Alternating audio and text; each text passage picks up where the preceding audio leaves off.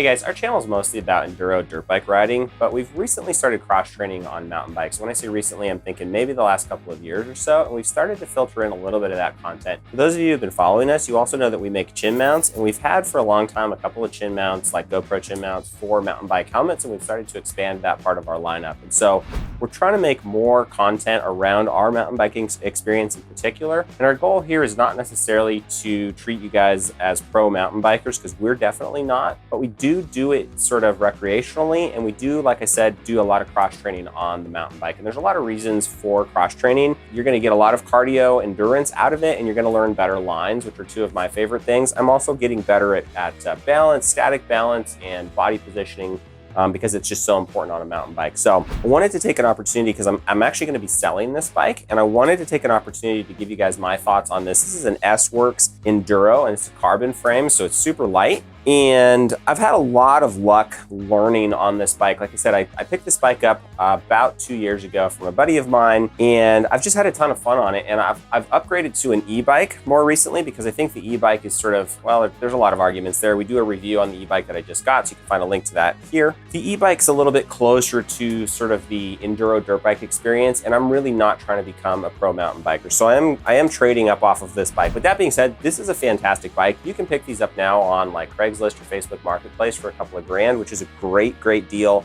This particular bike, I think, is a 2008. I'm not 100% sure on that, so don't quote me. It might be thereabouts, 2010, 2012, something like that. I really like this bike. It's got a lot of features that I think are gonna set you up really well for mountain biking. First of all, let's talk about the geometry of the bike. So this is an enduro setup, so it's gonna feel a lot like a dirt bike. It's got the front fork raked out just a little bit, and it's got the sort of stance of a dirt bike, and I really like that feature. I've ridden, the bike I was on briefly before this was a, I'm not actually sure what they're called, stump jumper or all mountain, something like that, where it's got like a narrower wheelbase, shorter wheelbase, I should say, and I didn't like that as much. I felt that it did turn nicely in the sharp corners of the single track, but this bike's much more stable. So you can sit up on this bike and take your hands off the bars. Like, you can do that on any bike, right? But on this one, you can do it really confidently, and that front wheel is just going to track straight down the trail. And that's the kind of stability that you can expect from this bike.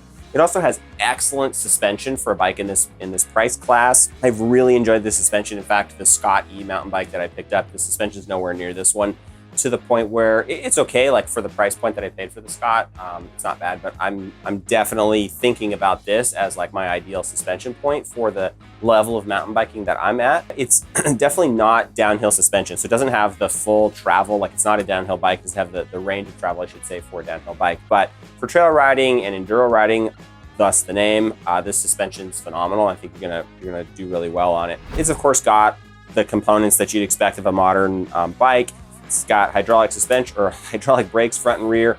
I actually upgraded the rear brake system. The system went out on me, and so I upgraded to SRAM's G2, the whole system for the back brake, and that's been a phenomenal upgrade. I don't know exactly what makes it better, but you've got much more lever feel, much more power, so I've really enjoyed doing that. So would recommend upgrading off of the original EXO brake components if you're buying a bike in this year range. I think the newer ones are already going that direction. Yeah, this one's got a 210 drivetrain, which worked out really well. I actually prefer the way they're going on e-bikes and some of the newer mountain bikes, where they have a single rack in the back, like a 1x12 or something like that, because shifting on both the front and the back is kind of a pain in the ass once you've experienced only having to operate one derailleur. But this one's gearing is fine. It's got low crawl gears for doing some pretty nasty hill climbs. It doesn't gear up very tall, so I've done a few like street rides, or if you're going downhill at a really good pace, like you're not going to be able to push with the pedals. They're just not, they're geared too low for that. I do a lot of climbing, and that's okay with me. In terms of bike setup, the cockpit reach is really great for someone of my build. So I'm about 6 foot. This is a medium frame, so just slightly on the small side. I would bottom the pedals out sometimes doing climbs and things, like when you're going over the rocks, really enduro riding. But other than that, I like this sort of smaller frame for me, because it was really easy to throw it around. The kind of riding I do is hard enough, like some of the hill climbs are just loose and steep enough that you'd be fine on a dirt bike, and that's why I probably have got dirt bike eyes and I'm looking at them. But the lighter bike like made it really easy to just sort of pick it up and throw it over your shoulder like that, and the small frame of course helped with that. It's of course got the dropper post for the seat, which was really nice. One beef I have about the dropper post for this particular year model, I'm not sure how many years they do it this way, but it's only got a couple of set positions. So you can see that that's like all the way up. that's where, that was my height setting, right? I'd collapse it to put the bike away, okay? So that's great. But like, it doesn't have anything in between. So I can't set it to like part way. It's just gonna snap back up. The new bike that I'm on, the e-bike that I've upgraded to, like you can push the adjustment lever and you can set the seat, you can set the seat like anywhere you want it. You let the lever go and it's locked in place. You can see this one's only got a couple of lock points. So there's full height and there's down. I mean, it's not that big of a deal, but it makes it a little bit annoying to like drop the seat part way for like limited descent. So obviously you're doing real downhill stuff, you're gonna drop the seat, right? Not a big deal. But what I found is if you're transitioning back and forth quite a bit, so some of the single track I ride, for example, you're dropping down for a ways and then you've got to pedal and you're pulling back up. It's nice to have that seat like halfway. It's enough, you can sit your butt on it and do some pedaling for those short little climbs to sort of get to the next drop, but it's low enough that it's like out of the way and you're not smacking your nuts on it or whatever, trying to like maneuver and you can still get back far enough and things like that. So that's what I like about a full range adjustable. This one's only got those 2 settings, so that's a little bit of a nuisance, but not really a deal killer. And then I've of course got the Shimano SPD clip-in pedals, or I guess they're called clipless pedals.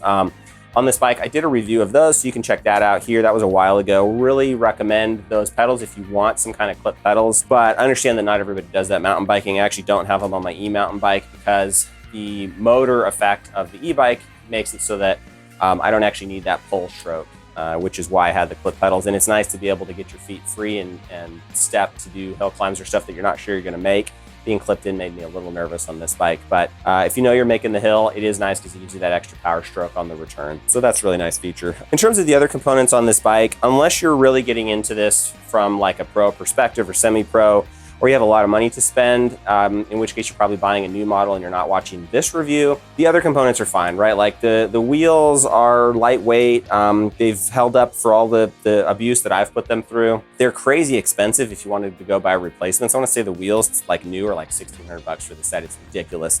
I'm not even going to get that much for the bike when I sell it here shortly. The lockout functionality of the front shock and the rear shock are pretty good. The rear shock doesn't actually lock out completely. The front does. I don't know if that's standard or not. It's really similar on the Scott bike that I'm riding now. So basically what you would expect, I think, from there. And then, I don't know, it's really nice. The carbon frame and all the lightweight components are really nice. If you don't have the benefit of a motor, I would definitely recommend going carbon because you've just got that. I know they're more expensive, but it's so light. I mean, this bike, it's like less than 20 pounds. Like you can throw it around and it's just so nice to be able to pick it up and carry it, toss it in the truck, whatever. Highly recommend this bike. If you're looking for something a little bit older that's still got high quality components and lightweight, you can definitely do worse than the S-Works Enduro from a few years ago. I understand the new bikes are just as nice, but with modern components. And so the whole range is just, I'm a big fan of these bikes and would highly recommend them. Find one on Craigslist or Facebook Marketplace that fits your price range. And I really don't think you can go wrong with those. Before I let you go, I mentioned chin mounts earlier. So we make a line of chin mounts for GoPros and other action cameras. They attach to your helmet.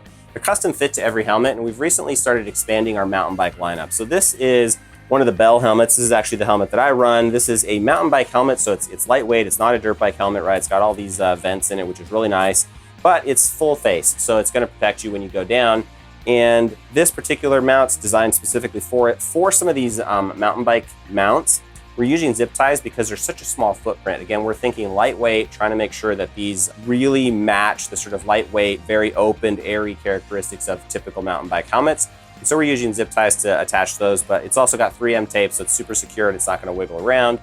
And these are really cool because you can actually run the GoPro, sits right there like that, which is awesome. But what I discovered recently is you can also run a light on there. And so I've got like this light that's got the GoPro style mounting forks, and that actually works out really well because what I found is when you're running a light like up on top of your helmet or whatever, a lot of times the contours of the helmet mean that light's pointed slightly crooked or it's down at a weird angle or something like that. You don't get the cast patch that you really want. So chin mounting not only is a great point of view perspective for GoPros and action cameras if you're filming, but also it's exactly the same principles apply if you're trying to ride it at night and you want a mountain bike light. So check out the mounts that we make. The description's down, or the link, sorry, is down in the description. We've got a ton of them, mostly for dirt bike and enduro helmets, but now increasingly for mountain bike helmets too. So check that out. And then of course, we've got really cool t-shirts. This is actually an old version, but the artwork is the same. So we've got an even better one that's up on our store now. We've got hoodies and t-shirts and long sleeve shirts. Check those out. This artwork is from a local artist. It's legit. This guy is awesome. And we appreciate the collaboration. So definitely find those in our store. And then of course, like and subscribe. We've got an awesome podcast where we talk to racers like Graham Jarvis and Cody Webb and a ton of other really cool folks, give you perspectives on how to set your suspension, how to win a race, how to do moto photography, lots of really interesting things. So like and subscribe. You don't want to miss the podcast. Go get yourself on a mountain bike and get your legs in shape, and see you on the trail. Thanks guys.